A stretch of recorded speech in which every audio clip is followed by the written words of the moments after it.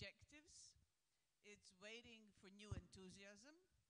And it's going to give you, as it gave us, it's going to give everybody a chance, but it's not going to be the answer to your problems. The answer to our problems are right here. We are the answer to our problems.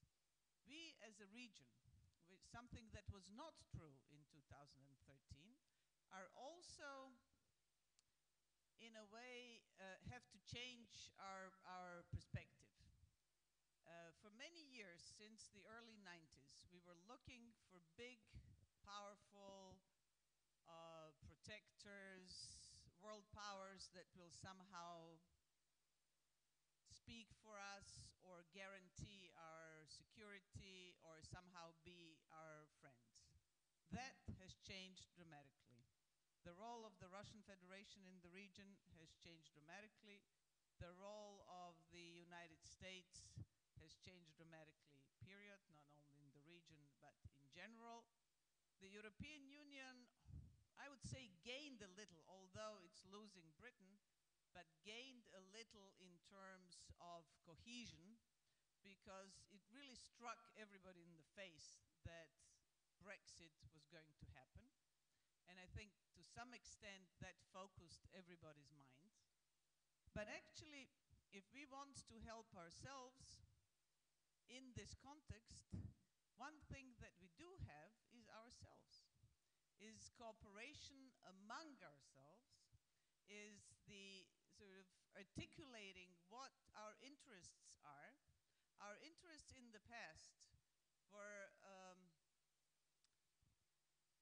not so good compass, I want to say a bad compass, not because they in itself were bad, but because we were unable to rationally understand what they are. And this, I think, is the moment where we have to focus and A, understand what these interests are, B, understand that where we are going is something that we have to help create or recreate, and C, that our cooperation in the region and the capacity to actually work together and articulate part of what Europe is together is maybe our most important contribution. Thank you.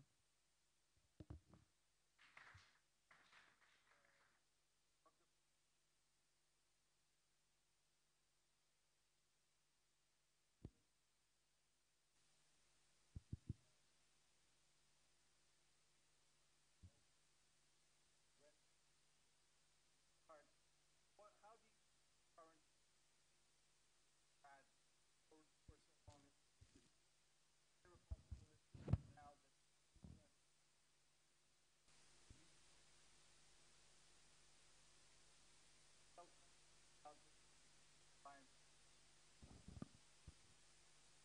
Thank you very much, Ivan. First of all, I have to say, even in such opportunities, we are celebrating something, that we have something achieved.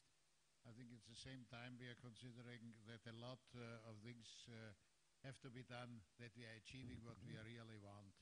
I think this we have to think in parallel always. Are we really satisfied?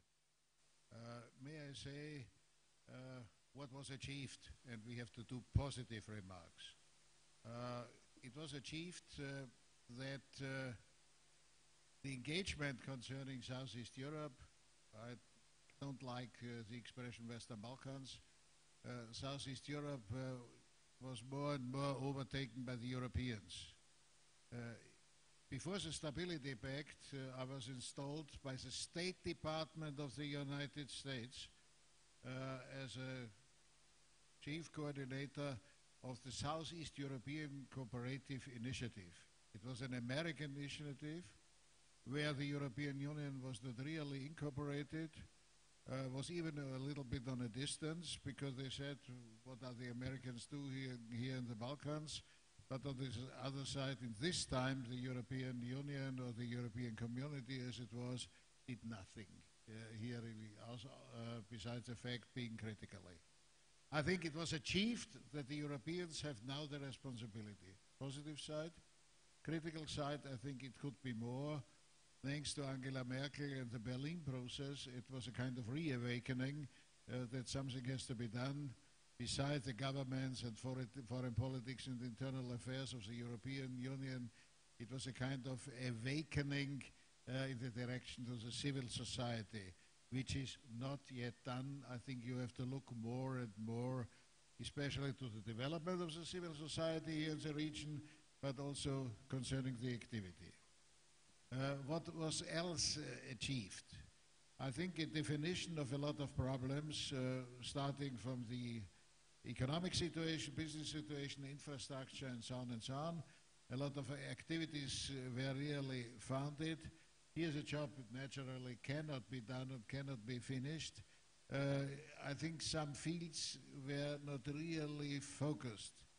I was always very critical, by all my love to the European Union, that we were hindered to do something on education. Education is extremely important. I have my deep respect to the European Fund of the Balkans, that they are doing training for the staff, for the administration, and that they are also supporting the Center of Advanced Studies in Rijeka. That's for sure necessary, because things have to be changed by education. That's really important. That's a positive side. It is also the positive side that step by step regional ownership was found. That was also not existing. Everything was done from outside, but step by step the different governments have overtaken, and so the institutions of the societies in the different countries have to do it more totally as they are doing now. Here I want to urge that more can be done on this regional ownership. The way to the Regional Cooperation Council was the first direct step to regional ownership, and it is quite necessary to develop it even more. Because there's one tendency, and I don't want to blame the countries of Southeast Europe, that every country is looking to itself, because these are everybody doing. America first, Italy first, and so on, you know it. But I think common sense has to be developed, because otherwise we have no chance to proceed on. I think what be necessary is to look more a little bit outside the region, because the Balkans, Southeast Europe, or whatever you want to say, is a very important link between the main parts of Europe and for sure the Near East and the eastern part of the Mediterranean Sea. Here we have the critical situation. Here we have the problems with migration and, not necessary to tell it to you. I think in this direction we have to do even more as it was happened. My congratulations to Hedwig Marwey and to the whole staff, because they are moving very much in this direction. But we need higher intention spans, because I'm one running around in Europe and discussing the situation here, especially in Southeast Europe. Sometimes I'm shocked that we are missing real knowledge about this, what is happening here in the region, and therefore there could be more involvement as this is now. But in general, I'm optimistic, because we have no alternative. If we are not doing so, and hopefully I'm not predicting something, it might happen that Europe is forgetting itself. Because don't forget, we are only 7% of the global population. We are still a little bit more of 20% of the economic capacity, but all these figures are really shrinking. And so far, I think we have to do something to underline the importance of Europe, which has to be done, especially here in Southeast Europe. Thank you very much, Dr. Busek. I'd like to ask Sonja Licht, who's really been one of the most engaged civic activists for, we won't mention the number of years. Sonja, how relevant, there's a lot of talk about citizens, and I think we all agree about that, the voice from below, civil society. How do you consider the strength of that voice in this time, and can it really push and pressure and make elected officials accountable so that we actually see this strategy of bringing rule of law and checks and balances to our societies. I'll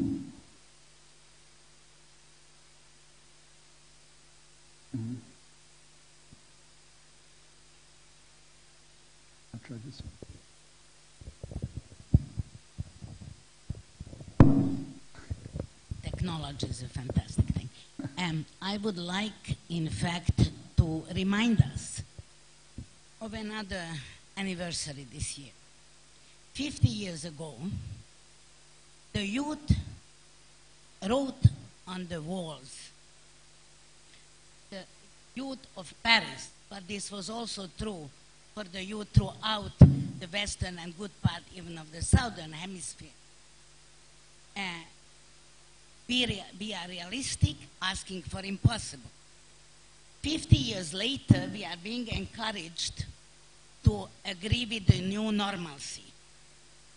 And the new normalcy meaning a lot of things that I'm sure we in this room cannot agree with.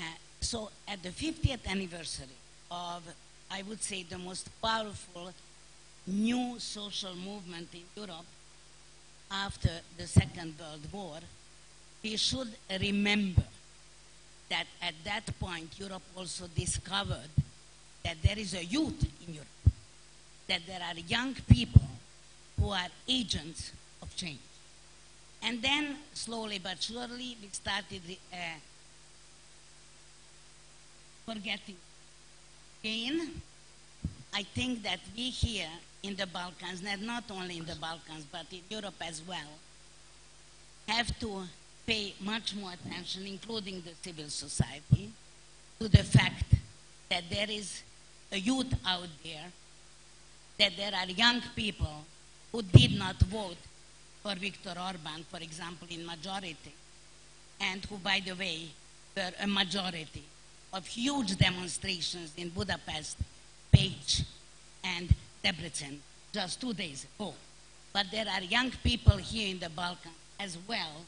Unfortunately, many of them packing their bags, they did not leave already, in the lack of perspective that this region will become not the new normal, but trying to struggle for a real perspective and real democracy. I think it is extremely important to recognize that, for example, here in Serbia, there is, I would say, a generation change also within the civil society.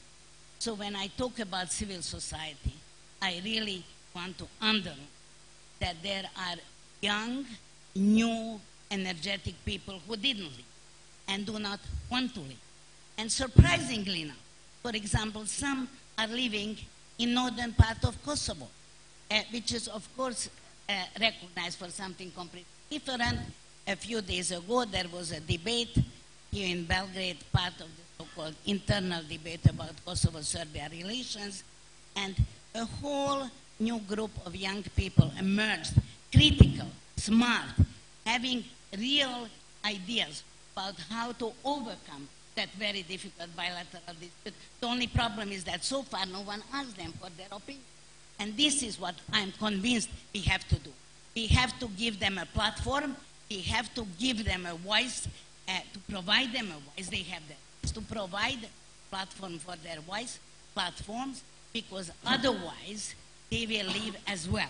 And then there will be no one to fight for real, democratic, genuine change of this region, and no one who will in fact be able to bring this region into Europe, to make the declaration true.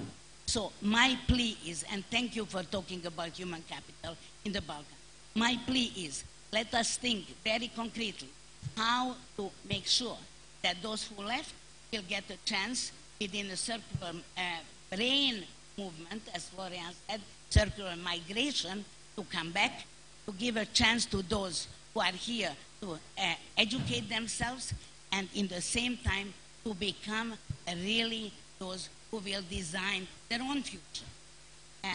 I must also underline one thing. I am afraid that very often we, in fact, even in civil society, overlook the fact that there is a silent majority which is not accepting the values of populist, nationalist, authoritarian nature. But the silent majority is still quite silent. In fighting for the values that we believe in and against the enemies of democracy, against the enemies of everyday life and every single human, I think we must be much more vocal and much more passionate, because otherwise there is nothing else. And for that perspective of Southeast Europe and Europe. And the last sentence, I really think that Europe should understand, that the European citizen should understand that there is a lot to learn from us. And learn the lessons that for the time being you are still not on the verge to fall in. I'm thinking of the fall of Yugoslavia, for example, and see how a genuine, intensive civic engagement can prevent the worst happening. Thank you. Sonia, thank you very much for reminding us of those important points, especially about the fact that it's on the new generation, on the youth, that this future and these strategies depend on. Remzi Lani, a civic activist from Tirana, Albania, has been with us from the beginnings and runs a successful media institute. Remzi, how much sincerity is in what you've been hearing and reading over the past days? Thank you, Ivan, mentioning the word sincerity. Actually, until now, Nicola mentioned it 3 times. Can you hear me? Yes. Nicola mentioned 3 times and Serjan 3 times. And the word sincere relations is in the very first line of the declaration. Because it's time for sincerity. And if we put the question, have we been really sincere with each other? I'm not sure that I can say yes. Maybe you're not 100% hypocrite, but of course we are not also 100% sincere. At home, we pretended to do reforms, which quite often were simply make-up, and we wanted Europeans to buy it. On the other hand, our approach in the European integration has been very much what I call exhibition syndrome. We have been behaving like we are preparing an exhibition to open one day in Brussels rather than building democracy and welfare for our citizens. But they, because I'm talking still in dichotomy us and them, because I think that it's still us and them, they have problems with their public opinion. They have their crisis, Euro crisis, Brexit and other crises. And for them sometimes has been more convenient that we stagnate rather than we move. And in the other day, we are very good in giving arguments and reasons to disqualify us rather than to qualify us. So it's time for a new partnership based on sincerity, in honesty, but it's also time for a new partnership based on pragmatism and realism. Ivan, you referred to the Amato Commission, and I have a CELA in front of me, and 12 or 13 years after, if you ask me what is the mood now, after 12, 13 years, somehow I can describe with a sentence, everything has changed, nothing is different. But there is a key word from Amato Commission which I think I can repeat without any hesitation. The cost of isolation of the Balkans are higher than the cost of the integration of our region. I would like to mention briefly also that we are now living in 2 paradoxes. That declaration also in a very elaborated language mentioned. First is the paradox that formally we are closer to Europe, and meanwhile we are less democratic than before. It's a serious paradox. And the second paradox is that Balkans is closer to Brussels. I hope tomorrow will be even closer to Brussels. But meanwhile, Russia, Turkey, and China are closer to the Balkans. I think we have a problem not only with the distances here, but with the role of the so-called third actors. In the Balkans, we talk, not in my country, thanks God, we talk for the plan B, if there is any plan B. In geopolitics, I hope not, that we all look towards Europe, and Europe remains the only game in town. But we have to talk also for the plan B of the governance, because sometimes this might be more delicate and more serious. Because the plan B for the governance will be liberalism and autocracy, and of course we have to reject it. Thank you. Thank you very much,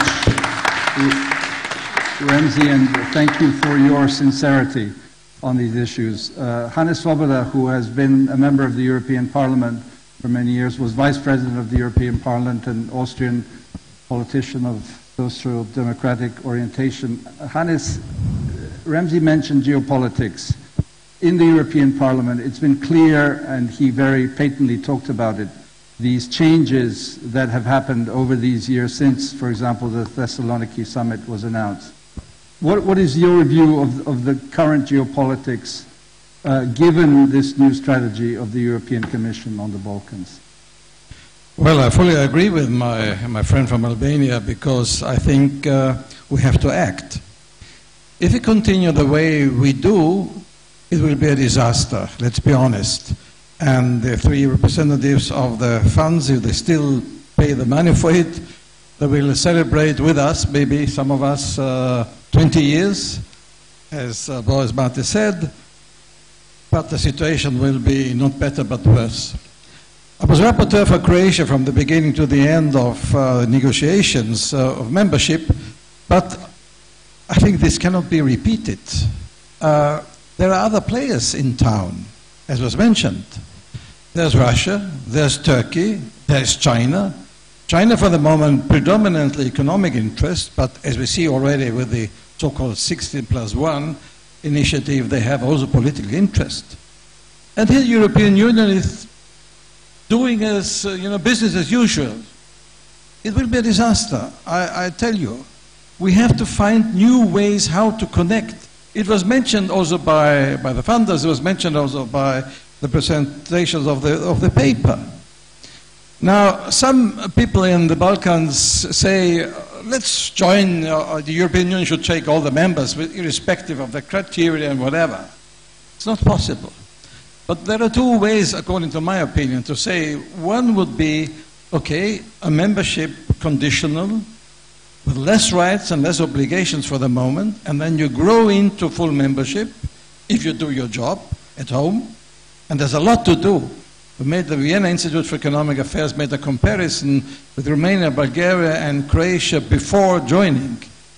None of the countries could go as quick joining as the other countries did, the last three members did, if they continued the preparation like it is now. But also the European Union has to do something. The alternative would be to have some sort of, let's say, partial membership in the sense of EU security, EU Balkan Security Union. We have joint problems on the border issue. We have joint problems on the terrorism issue. Why not sit together institutionally? We only do individual relationship, EU and Macedonia, EU and Serbia, whatever, and not bringing the countries in closer to the European Union now. Of course, we have the Regional Affairs Council, many other issues and councils, but we need a strong answer from the European Union. And the countries of the region also have to decide now what way they want to go. The ambivalence or ambiguity we have, well, there are alternative ways, there's a plan B, maybe with Russia, maybe. It doesn't help anybody. Of course there should be good relationship with Russia, with Turkey, with China, with everybody. But it should be clear of the countries, and we, the European Union, has to demand now from the countries, do you want to join, really? Then go with us. And the European Union has to say, yes, we want you.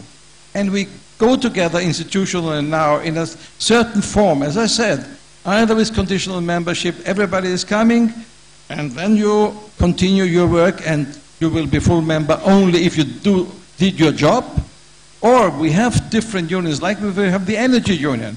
We also have to have the security union to sit together. We have to make concrete what is in the very good paper and the declaration here. We have now to work on it, to do it very concrete. Otherwise, unfortunately, it will be a disaster. The European Union will be in a very critical situation, and as Herr Busek said, that link will get lost. And people in the region will be so much disappointed that the question of a plan B, the question of going an alternative, will be more and more on the table. And it was strange, somebody wrote recently, it seems that Russia and China and Turkey has won as a soft power in the region, and the European Union always said, we are now the soft power, we lost. Don't lose, I can say to the European Union and to the region, let's have a new dynamic. Don't do business as usual, otherwise, again, it will be a disaster in the region, and we don't want a disaster. Thank you. Hannes, thank you very much, and I think it echoes what I think most of us think in this room, that front-loading elements of membership beforehand are vital to the success of the future strategy. If for nothing else, the migration crisis in 2015 showed that these countries were de facto members of the European Union, because nothing could be solved without them sitting at the table. And this is just one very clear example of how they can be at the table without being members, and yet being included in the discussions and the formulations of policies to come. Let me turn to Christoph Bender, who is with the European Stability Initiative and has been in the region and working with his colleague Gerald Krafts and others on these issues. You have also been to Hungary just a few days ago, turning from geopolitics to internal EU dynamics and politics. The backsliding of democracy, the regression of democracy that we've been seeing clearly is not helping the atmosphere in Europe, and is feeding the fatigue of enlargement that has been around for so many years. How do you think this will play out, and how is it influencing, Christoph? Thank you, Ivan. Good evening, everyone, and happy birthday, EFB. The situation in Hungary, of course, is very worrying, the election results, the overall situation. But if there is any little tiny piece which might be positive about this whole very unfortunate, sad situation, I think it's concerning the Western Balkans. The European Union might need the Western Balkans in a way that no one of us would have thought about a couple of years ago. Here's what I mean. We have now inside the European Union member states who have serious problems with the rule of law, with basic democratic standards, freedom of the media, independent judiciary, even restrictions of critical NGOs. And what is also quite clear, the European Union is very much struggling to find an answer, to find a way how to deal with this. When you look at Poland, when you look at Hungary, what the European Union is looking passively on as this unfolds. What we need, I think, very urgently is to define these democratic standards we are also fond of talking about. We need to defend the red lines which we think no European member state should overstep. Now this is admittedly very difficult, but it's also essential, and the sheer scope of it should not kind of hold us back. I think it's crucial and essential, of course, for the European Union, because if we cannot define and if we cannot measure these standards, how can we actually hold anyone to account? And we can, maybe the European Union can live with one Poland and one Hungary and maybe a third country, but if this proliferates, I think it's a serious threat to the European Union itself. But second, it's also very crucial and important for the Western Balkans, because even those liberally minded people in the European Union who in principle are supportive of further EU enlargement, without such basic standards and tools how to assess them, I think would eventually not be supportive for any new members, just because of the fear that, you know, a few years down the line after membership, we would have another Hungary, another Poland. And if you look around in the Western Balkans, we might also add that there are several political leaders who are also not really doing very much in order to alleviate these fears. So I think there is a strong argument. There's a strong argument to start to develop, to make this effort to develop democratic standards and start to do so in the Western Balkans.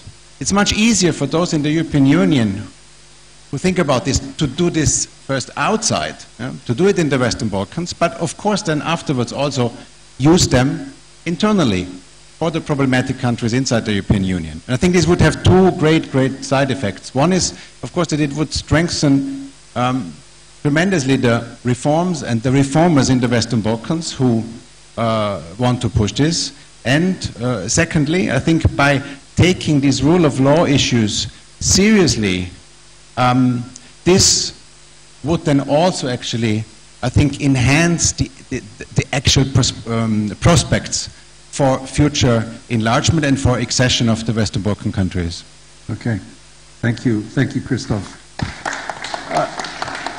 Again, most of the people in this room have been repeating, and we will need to repeat every day and every week that the task and homework lies on us 95% of the day, and the rest is a little help from our friends outside. And if we don't realize that that is the case, I don't think we will get it right. And that means elected officials, civil society, media, all parts of society. I'll turn to Marika Jolai now, who is from the Institute of Development Studies at the University of Sussex, and is also a member of the policy group BIEPAG that you heard from. Marika, you have been keenly involved in the specifics of the policy making and policy suggestions. Where do you see some of the tricky challenges and pitfalls that we might be looking at on the way forward? Thank you. I think if we look at the declaration and what we discussed here tonight, I would say there are three components of our ideas and suggestions for the region. One of the Balkan European Partnership in the future. One focuses on the relationship with the EU. The second one is about the Balkans as a region, or the Western Balkans region, looked at more narrowly. And then we have the internal dynamics of individual countries in the region.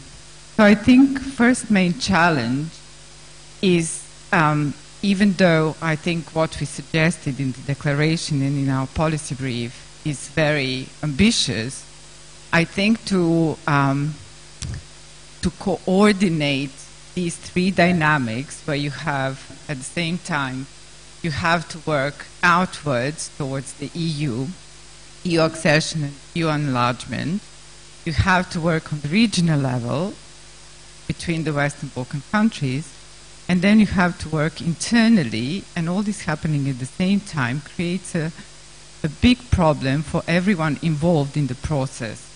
Citizens, the civil society, and the governments of the Western Balkan countries on the one hand, and then also on the other hand, as Mr. Swoboda was saying, the EU has to respond to what is happening in the region and how to engage with the region. I think one of the main challenges for the EU is actually to change how they perceive the Western Balkans in terms of the future partnership.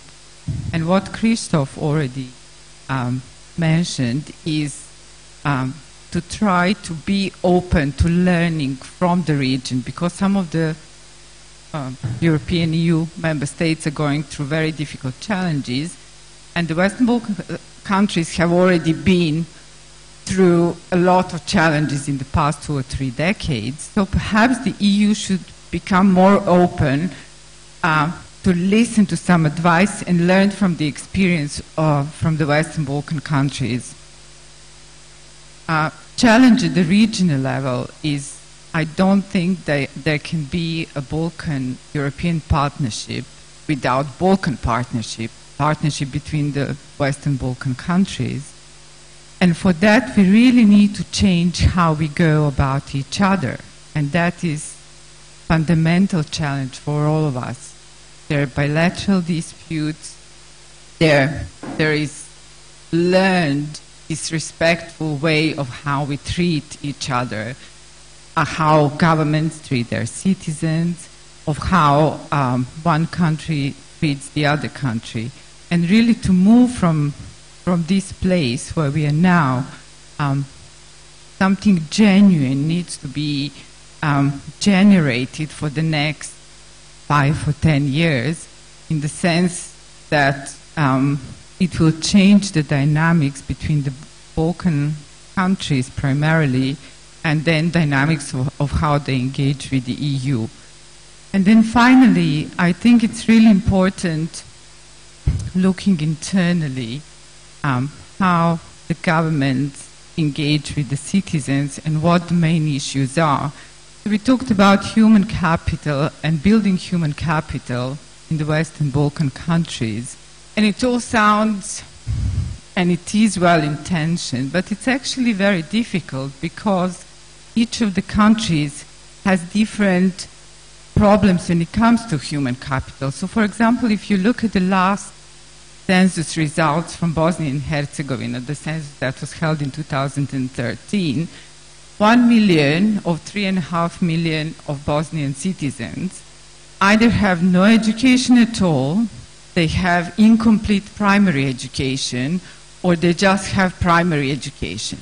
And only 8% of the citizens of Bosnia and Herzegovina have university education.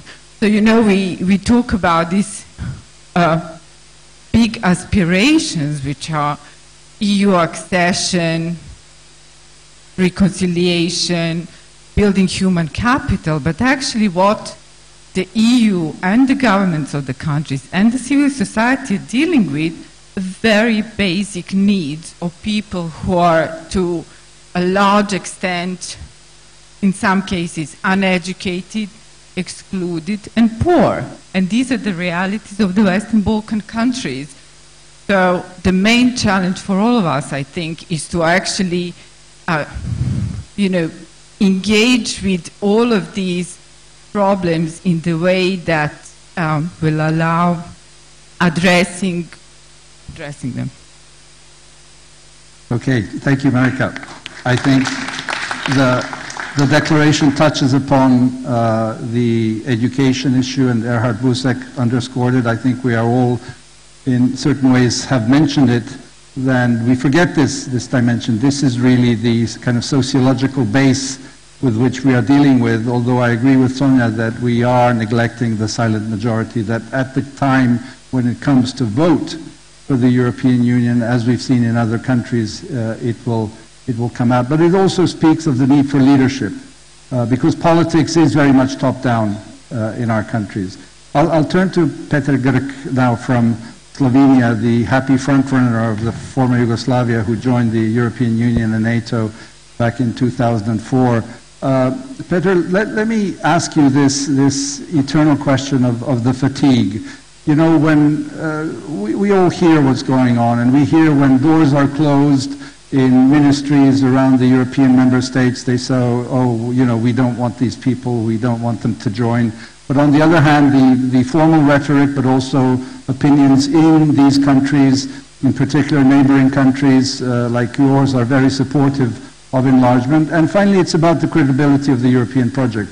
If it's able to integrate these 18 million people that are left, how is it, from your vantage point, this sort of internal dialogue, leaving now for a moment to the side the Western Balkan countries themselves, will the enlargement argument win over finally in the day? Because nobody's really ready to join yet in the next 5 to 6 years. 2025 has been mentioned, of course. Thank you very much for the question. I will try to be short to allow for a little debate. When Ramzi said that everything is the same and nothing changed. I would beg to argue, I would say that some things did change, some things profoundly changed, although it seems that, you know, on the surface everything stays the same.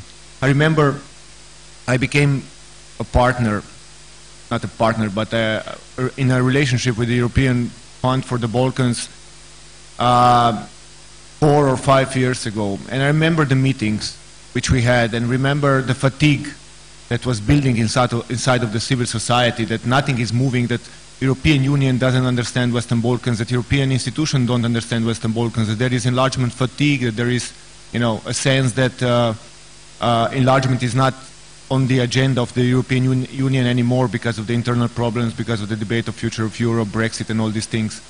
But although, you know, perception of time is different with everybody, but what we can argue is that the things that the civil society, the think tanks, the platform of European Fund for the Balkans, the BIPAC, the things that they said or which they proposed to European actors actually took hold. If you look at the new strategy of European Commission, it's basically the same as European Fund for the Balkans or BIPAC group has proposed 2 or 3 years ago. This is why I'm saying perception of time is, of course, different, but you can't argue that the things didn't move or didn't change. The problem which I see is now twofold. Let's say we who are arguing for enlargement process to be as soon as possible or as effective as possible. Now it's time to convince partners inside of the European Union, the ones who are still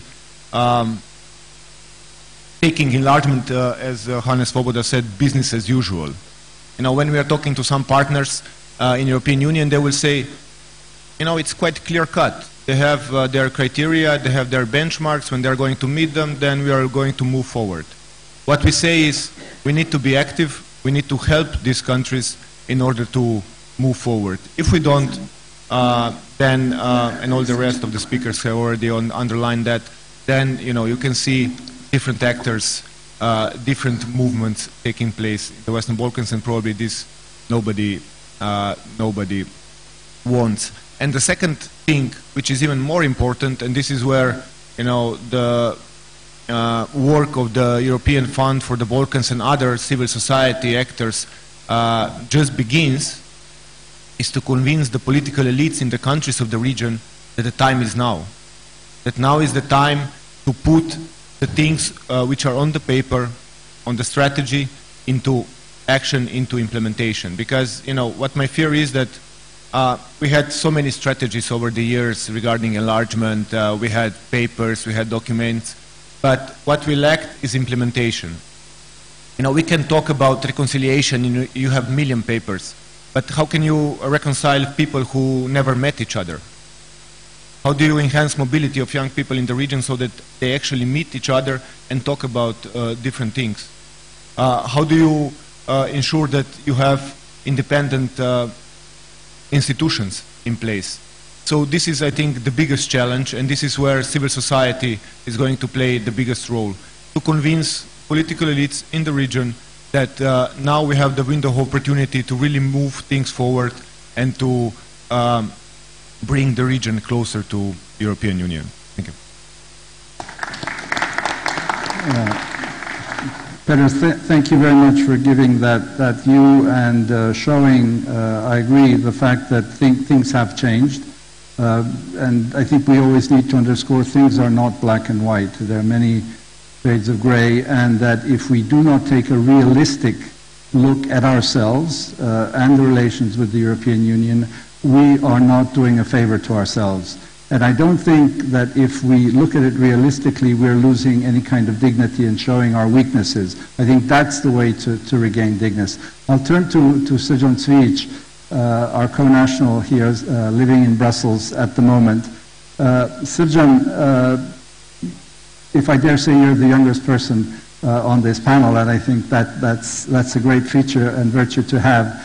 how do you see this generational moment? Because the declaration does talk about the fact that this is a generational choice. Some of us from the older generation have also made that choice, but I think, again, it's really in the future, as these years, these next 8 to 10 years go by, that really a lot of hinges on. Thank you, Ivan. It is indeed a generational choice. It is not a matter of political convenience nor tactics in an election campaign. It's a choice, it's a clear choice for open, just, democratic societies where the rule of law reigns. And similar to Erdogan in Turkey, some leaders of the Western Balkans seem to look at EU democracy, European standards as a train.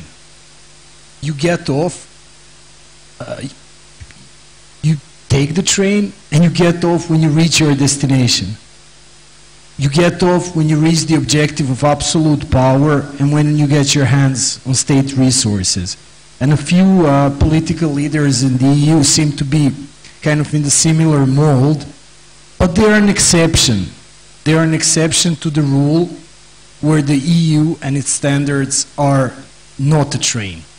They are like the air. They are like the air that we breathe, and without it there is no life. And without it our Western Balkans future looks bleak, and it looks very much like our not so distant past, marked by wars, hyperinflation, endemic corruption. You know, yesterday, I'm from Belgrade, this country here, in a socialist high-rise building where I grew up. In an elevator, I met an old neighbor, and he prefers Russia. He admires Putin, and apart from Angela Merkel, he barely knows the names of the EU leaders. But he wants his son to go and study and work in the EU. And I teasingly asked him, you know, but why not Russia? And you know what he replied? You must be mad, he replied. Why is this so? Because children in the EU are born to live in peace. They're not born to live in war. And they're born not to fill the ranks of the iron regiments or whatnot, but to fill the ranks of schools. And I think, you know, there are many people in this region that do believe this, and this is what we offer to the EU. We offer the enthusiasm that is waning. We have that enthusiasm still, regardless of it. Gudrun, thank you very much.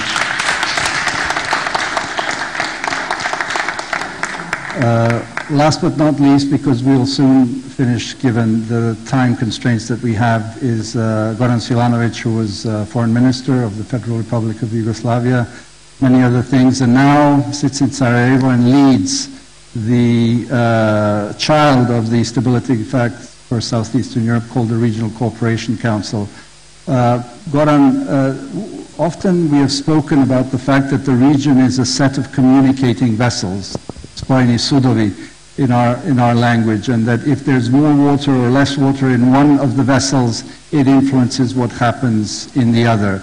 And I will mention, of course, that if the Macedonia-Greece deal falls through, it will not reflect well on all the rest of us on those countries. I dare say also the fact that our northern neighbors, Slovenia and Croatia, have not solved their border issues is not good for the rest of us either. So we need good examples. Hopefully these will be proven positive and successful in the near future, and we will be able to take energy from that. How is the Regional Cooperation Council and the activities that you are engaging in affecting this strategy at this point of the enlargement of the region to the European Union? I like to say how grateful I am for the invitation to Hedvig and European Fund for the Balkans. Congratulations. I should say many happy returns. But then, is it a curse or congratulation if I say it to the fund? Do we really want the fund to be there 10 years from now? Though it may very well happen. I somehow have listened very carefully to what's been said here. Honesty was one of the key words. Well, honestly, out of 11 people at the stage, only 2 do really live outside of the EU. Namely, Sonia and Remzi. This is reality. Who are we to tell you? What is your choice? Let's be honest about that. Let me ask you to reflect on Jasna. Jasna is a young Bosnian woman. She's 44. She has got a child only very recently. Boy is 2 years old. She earns 2,000 euros a month, which is roughly a salary of her ministers, and is adamant to leave the country. That's all what she's thinking of currently. And by the way, she will. As she has enough of money, enough of social contacts in the country and abroad, she's gone. Though she's at the age when she should be striving for an office in her country, she belongs to the generation, speaking of generations, those who should be the leaders. You may say she's arrogant, she's spoiled, she believes she's better than the country she lives in, but how many in this room believe they are better than the country they live in? And are therefore ready to leave. Her line in communication with me was, Goran, I was 20 when there was a big change. And it's been 20 years since then. Is this really the country you were saying I should stay and live in? No, I'm fed up of these politicians, so you politicians. And she's not partisan, she's simply fed up. So this is actually a story of a rule of law, which is so often mentioned by the EU officials. Because she's fed up of the education system, she's fed up of the justice system, she does not believe in it. She's simply saying, this is not a peace I really believe in, and I'm not really sure when, if ever, this country is going to be the EU. Therefore, as a mother, I will never let my child lose 20 years of his life in this country. This is a very bad message, very honest one. What we try to respond is through intensifying regional cooperation, coming back to what you've asked me, Ivan, and this is, we really try to use the potential of regional, but it's not huge. We have observed that the trade among us is going down instead of going up, though the trade between us and the EU is going up. So this is why we came up with this multi-annual action plan of regional economic area. But it cannot solve everything, because it is not anymore about the fatigue, it is about being realistic in striving for a better. Because what I've just said about Jasna explains your figures. The figures you used are to be explained by the number of people who've left Bosnia, who've left Serbia, who've left all of these countries. Only then you end up with 8% of highly educated people. This was not the case 20 years back. This is where we live today. After out of 11 people, 9 have left the countries. And only then we look at this country and say, oh, but they're not ready for the EU. Oh, they're not fit for the EU. I'm sorry. The figures are the following. And look at Vesela. I've spoken to your former prime minister and asked him, come on, when you were Bulgaria, and currently presiding, when you were joining the EU, what was then the average GDP of Bulgaria compared to, at that time, the average per capita GDP in the EU? He said 36%. So we, Bulgaria, while joining, were at 36% of what then was the average. You know where is Montenegro? Currently at 44%. What is currently the EU 28 average GDP per capita? Do you know where is Serbia? At 36%. Exactly what Bulgaria was at the day they entered the EU. And it's not enough. Things have dramatically changed, because what was enough 20 years back or 10 years back is not enough today.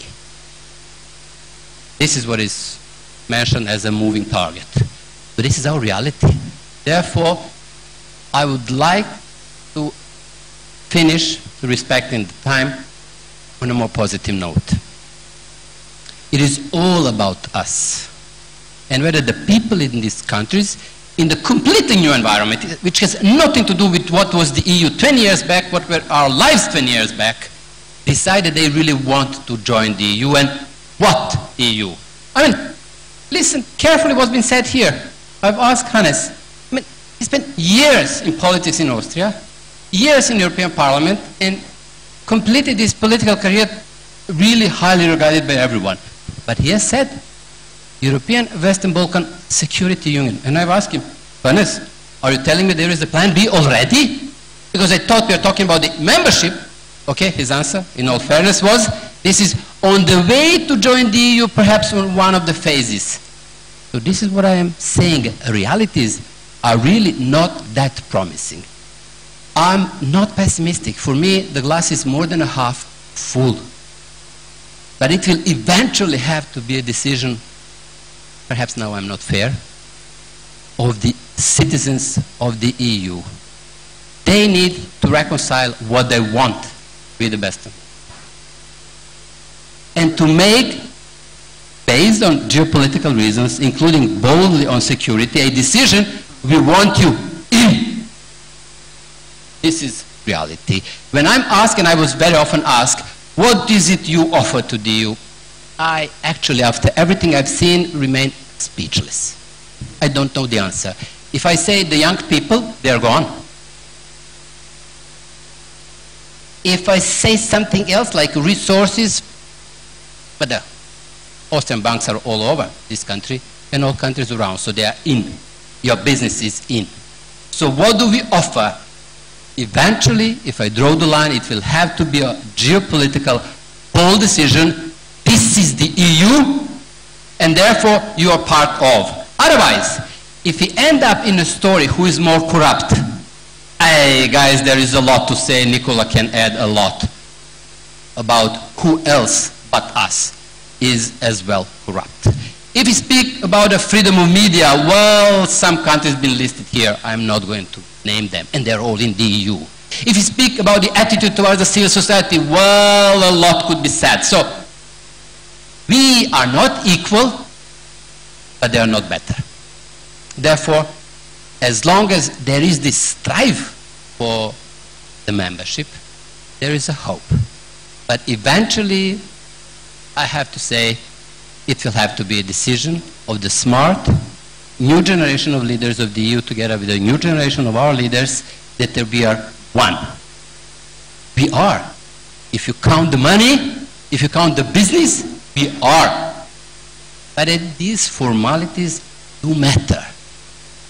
And this is why we need really to ask for an assistance and help, and here I'll complete, to reflect on what I've said about Jasna, to really make her believe in judiciary in her own country, to really make her believe in the education for her newborn. There are so many who are in this middle-age crisis, which is completely redefined currently, and when they get there, they decide that they should leave. In order to bring them back or to keep them in, we really need a strong, decisive assistance of the EU, and I hope that what we are doing now in the RCC, what the EU is doing with this new strategy, might really be exactly what we were hoping for. More of engagement on what really matters to us, to the people who still live in these countries. And this is boldly written rule of law. It's about decency of the society we live in. This is what we need to change. It's not about poverty at all. It's about decency. It is about our dreams. So what the EU was years back may not be in every part currently. So we are actually fighting for our dreams to be fulfilled, but our dreams are very much linked to the EU, what it once was. And this is exactly what is written in the new strategy, that while challenging our implementation of the rule of law, they will also challenge themselves. This is novice. So some smart people there have seen us as an opportunity for themselves to use the accession process to go back to themselves and check whether they are as good as they want us to be. Thank you. Thank you.